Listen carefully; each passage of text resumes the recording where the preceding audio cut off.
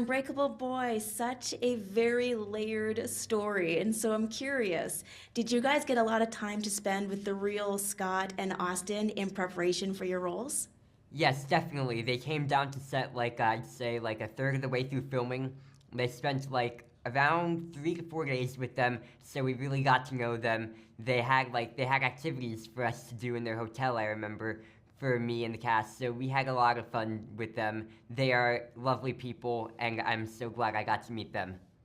Yeah. Amazing. Zachary, for you, getting to talk with Scott, how did that help you unpack some of the layers and the ups and downs that he faced?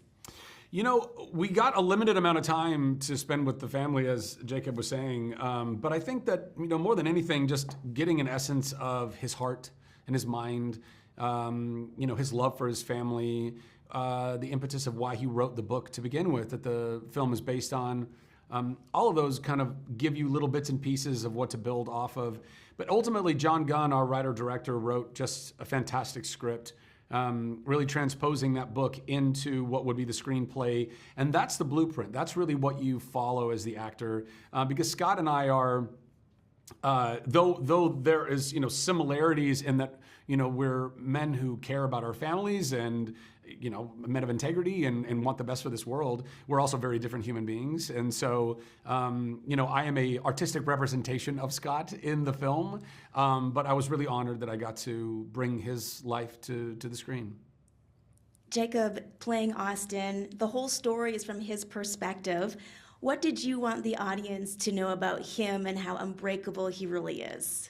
Exactly. I want them to know about his positive spirit, how he'll never give up no matter how dire the circumstances are, and how just resilient and happy he can be. He can turn any moment into the best moment of his life if he really tries. Which really seems to be such an important message right now in society. There seems to be a lot of hopelessness. And so, Zachary, as you now get to release this to the world, for them to see, what are some of those key messages in the movie that you really want to use to encourage those who are coming to watch it? Well, hope, I think, is one of those main messages, loving oneself so that we can better love those around us, radically accepting ourselves, radically accepting those around us.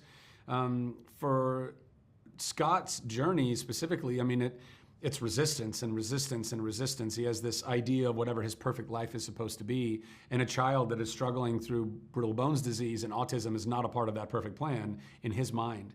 And so, because he's trying to control everything, that's how he finds safety, that's how he finds success. The through line for him is God breaking him down in all of that.